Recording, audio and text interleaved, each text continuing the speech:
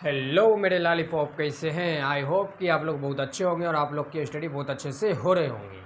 तो मैं आज आपको फिर से अपने चैनल पंडित सर के चैनल पे आपको तहे दिल से स्वागत करता हूं और स्वागत ही करता रहूंगा। तो चलिए, आज हम आप लोग के बीच लेके आए हैं √5 एक अपरिमेय संख्या सिद्ध करने का। क्या है ये? एक ऐसी संख्या है जो अपरिमेय है और ये एग्ज़ाम में हर बार पूछा गया है। कोई भी एग्जाम में उठा के देख लो, हर बार पूछा गया है √5, √2, √3, है ना, 3+2 √5 ऐसे करके हर एक बार पूछा गया है अपरिमेय संख्या सिद्ध करने के लिए। तो आज हम आपको एक कॉन्सेप्ट स्टेप बाय स्टेप अपनी भाषा में समझाएंगे। तो चलिए आते हैं, देखते हैं। देखिए, कह रहा है कि सिद्ध कीजिए कि √5 एक अपरिमेय संख्या है। हम जानते हैं कि √5 एक अपरिमेय संख्या है, फिर भी ये पूछ रहा है कि सिद्ध कीजिए। अब जैसे मानिए हमको कुछ करना होता है तो हम बता देते हैं कि भाई हमने ऐसे किया, लेकिन उसमें कह रहा है कि भाई एक्सप्लेन करो, इसको कैसे कैसे किया, स्टेप बाय स्टेप हमें बताओ, है ना। तो चलिए हम सबसे पहले लिखेंगे कि माना कि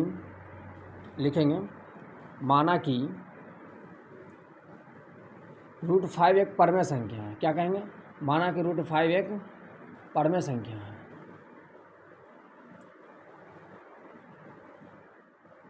परिमेय संख्या है। कहा कि हमको किसी को अगर प्रूव करना तो उसके विपरीत चलेंगे, जब भी तो हम प्रूव कर पाएंगे। परिमेय संख्या है। चलिए,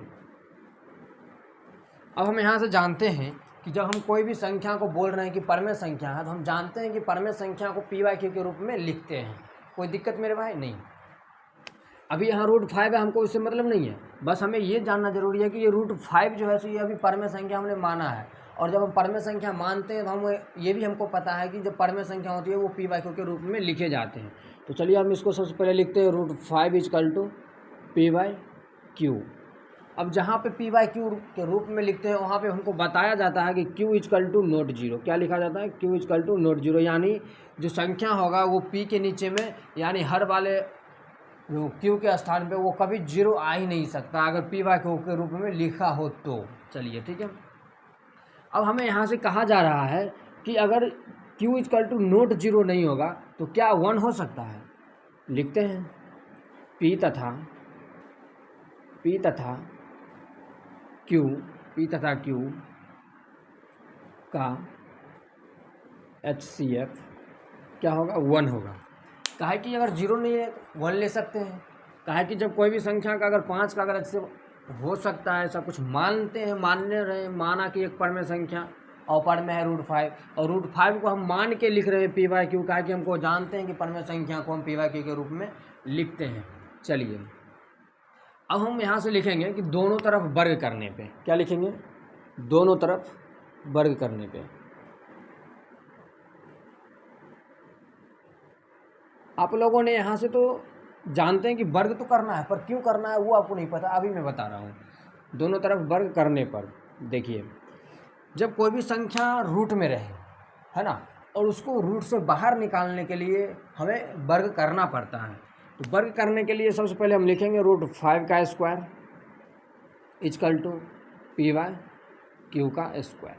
यहाँ तक कोई दिक्कत नहीं है? दिक्कत। चलिए, अब हम जब रूट से बाहर करेंगे तो स्क्वायर और रूट खत्म हो जाएगा। 5 = लिखेंगे p का स्क्वायर और लिखेंगे q का स्क्वायर। अब यहाँ से आप क्रॉस मल्टीप्लाई कर सकते हैं।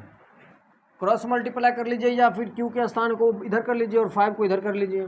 तो चलिए हम लिखते हैं p² = 5q²। अब हमको एक बात बताइए आप, सिंपल सी बात, कि यहाँ पे p² = 5q² क्या लिखा जा सकता है? हाँ, बिल्कुल लिखा जा सकता है। क्यों लिखा जा सकता है अभी मैं आपको समझा रहा हूँ। जैसे मैं अगर आपसे पूछूं कि भाई 9 का गुणनखंड कितना होगा? 3 × 3, क्या इसके बराबर ये हम लिख सकते हैं? लिख सकते हैं या नहीं? 9p² मान लो इसे, ठीक है, इसे p² मान लो और इसे q² मान लो, ठीक है, q² मान लो। अब मैं आपसे पूछ रहा हूँ कि 9 को गुणनखंड अगर हम कर रहे हैं तो क्या 3 × 3 लिख सकते हैं? ऐसे लिखे या ऐसे लिखे, कोई दिक्कत है? क्या कि इसी का तो गुणनखंड है ना, लिख सकते हैं, कोई दिक्कत नहीं। चलिए दूसरा एग्जांपल दे रहे हैं। जैसे मान लो हम यहाँ कह रहे हैं 9 का स्क्वायर, ठीक है, क्या कह रहे हैं? 9 का स्क्वायर, या फिर हम यहाँ ले लेते हैं 81, ठीक है। अगर हम यहाँ पे ऐसे लिख दें 3 का स्क्वायर गुना 3×9=81, अगर हम कुछ ऐसा लिख दें तो कोई दिक्कत? क्या है कि ये तो अपना पी स्क्वायर है और यहाँ पे अपना क्यू स्क्वायर है, पी स्क्वायर बराबर क्यू स्क्वायर, सिंपल सी बात है, कट जाएगा। अगर हमें काटना हो तो ये ऐसे भी कट सकता है, 9 बराबर 3 का स्क्वायर, तो ये भी 9 ये भी 9 बराबर है, कोई दिक्कत नहीं। यहाँ पे पूछा जा रहा है आपसे कि पी स्क्वायर बराबर 5 क्यू स्क्वायर क्या इक्वल है? जो अभी हमने यहाँ पे निकाला वो इक्वल है? बिल्कुल इक्वल है। मैंने आपको ये नोट्स कीजिए फटाफट, और इसमें बताइए कि आपको कोई दिक्कत है? ये समझने में क्या दिक्कत है आपको? ये जो हम गुणनखंड की ये फैक्टर निकाले पी स्क्वायर बराबर क्यू स्क्वायर, मैं आपको समझा रहा हूँ, क्या इसमें आपको कोई दिक्कत है? अगर इसमें दिक्कत नहीं है तो यहाँ पे भी दिक्कत नहीं होनी चाहिए। चलिए नोट कर लीजिए, अभी मैं इसको मिटा रहा हूँ, है ना। चलिए तो हम इसको यहाँ पे बोल सकते हैं कि पी स्क्वायर बराबर पी स्क्वायर 5 से विभाजित है तो पी भी 5 से विभाजित होगा। ठीक है, विभाजित क्यों होगा? क्योंकि मैंने अभी आपको गुणनखंड करके दिखा दिया कि कैसे विभाजित होंगे। कोई दिक्कत नहीं मेरे भाई, कोई दिक्कत नहीं। अब हम इसको समीकरण 1 मान लेते हैं। क्या मान लेते हैं? 1 मान लेते हैं। चलिए अब थोड़ा सा हम इधर देख लेते हैं, क्या कि जगह इधर थोड़ी सी कम है, इधर आते हैं। अब हम दोबारा से मानेंगे, दोबारा हम क्या करेंगे? मानेंगे। क्या कि एक बार माने हैं ना, तो अभी इसका मतलब जो थोड़ा कन्फ्यूजन में है कि भाई कैसे हुआ नहीं हुआ, एक तो कट रहा दूसरा कटेगा कि नहीं कटेगा, उसके बारे में रिलेटिव हमें अभी देखने हैं। अब हम कुछ और थोड़ा मानते हैं ना। चलो माना कि चलिए √5 है, ठीक है, माना कि √5 है, तो हम यहाँ पे लिख सकते हैं कि माना कि P बराबर 5m। आप यहाँ पे m के जगह कुछ भी मान सकते हो, कोई दिक्कत नहीं, पर 5 के जगह पे अगर √5 सिद्ध कर रहे हो तो 5 ही लेना, अगर √3 सिद्ध कर रहे हो तो √3 सिद्ध करना, ठीक है, ताकि ये फार्मूला आपके मतलब √2 √3 √5 √7 इस पर काम करेंगे। और जो आपको अलग से जो 2 + 3 √3 ऐसे सिद्ध करने के लिए देते हैं, उनका मैं वीडियो अलग से लेके आऊँगा कॉन्सेप्ट के साथ, है ना। चलिए तो यहाँ पे हम मान लिए क्या? P = 5m, कोई दिक्कत नहीं। अब हम यहाँ से क्या करेंगे? कि दोनों तरफ वर्ग करेंगे। क्या करेंगे? दोनों तरफ वर्ग करेंगे। फिर से लिखेंगे, दोनों तरफ वर्ग करने पे लिखेंगे, दोनों तरफ वर्ग करने पे। चलिए तो P का स्क्वायर हो जाएगा = 5m का स्क्वायर हो जाएगा, कोई दिक्कत क्या? नहीं। अब हम यहाँ से समीकरण देखिए समीकरण 1 में हम P स्क्वायर का मान निकालें 5Q का स्क्वायर, तो हम बोल सकते हैं कि P स्क्वायर का मान जो है सो 5Q स्क्वायर है = अब इसका मान निकालेंगे तो 25 m स्क्वायर। कोई दिक्कत है क्या यहाँ पे? नहीं है। चलिए अब हम यहाँ से इसको काट सकते हैं क्या? Q स्क्वायर = 5m स्क्वायर लिख सकते हैं।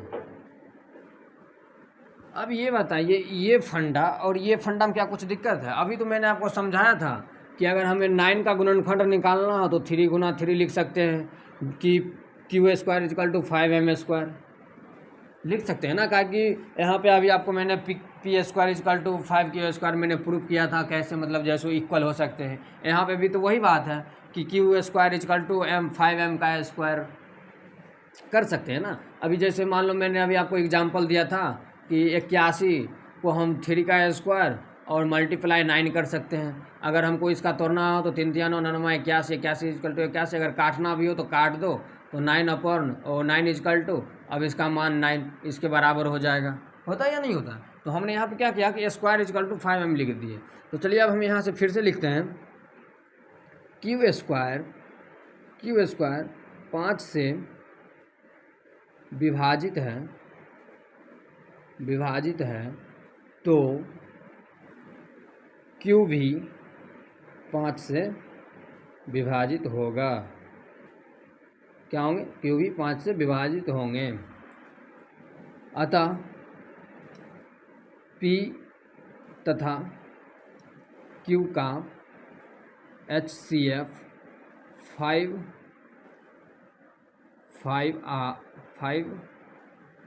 5 है HCF क्या आ रहा 5 है, और हमने क्या माना था हमने HCF माना था 1 माना था, ये नहीं आया। अगर 1 आता तो 100 अभाज्य संख्या होती थी, हम बोल सकते थे कि परमेय है, लेकिन ये 1 नहीं आके ये 5 आ गया तो हम कह सकते हैं कि ये अपरमेय है। तो हम फिर से लिखेंगे कि अतः हमने जो माना था, अतः हमने जो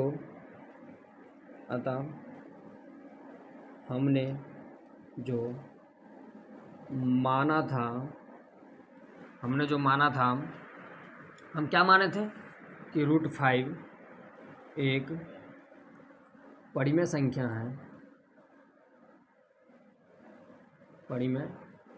है, मेरा मानना गलत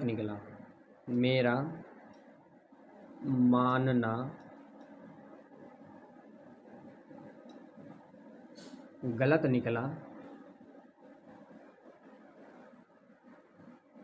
अतः √5 एक अपरिमेय संख्या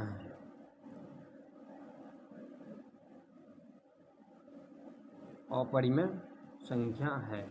चलिए फटाफट कमेंट कीजिए और आप इसमें बताइए कि आपको क्या दिक्कत है। ये आपका मैंने एग्जाम्पल में दिया था, ये आपको लिखने नहीं है ना, और ये आपका √5 एक्सप्लेन करके मैं बताया हूँ। चलिए एक बार अगर आप लोग बोल रहे हो तो मैं एक्सप्लेन कर दे रहा हूँ फिर से बोल के। रूट कह रहा है कि सिद्ध कीजिए √5 एक अपरिमेय संख्या है। हम मान रहे हैं कि √5 एक अपरिमेय संख्या है कि रूट में जो भी संख्या होती है वो अपरिमेय होती है, उसका मान निकलना असंभव होता है, उसका मान सीधे अनंत अनंत अनंत जाते रहता है, इन्फिनिटी तक जाते रहते हैं। तो हमने माना क्या, जो √5 एक परिमेय संख्या है। तो हमने पढ़ा था वास्तविक संख्या रियल नंबर में कि परिमेय संख्या किसे कहते हैं, तो ऐसे संख्या जो p/q के रूप में लिखे रहते हैं उसे हम परिमेय संख्या कहते हैं। कोई दिक्कत नहीं, जहाँ q = ≠0 होते हैं। चलिए हमने माना √5 का यहाँ परिमेय है, मैंने √5 p/q के रूप में लिख दिया =0।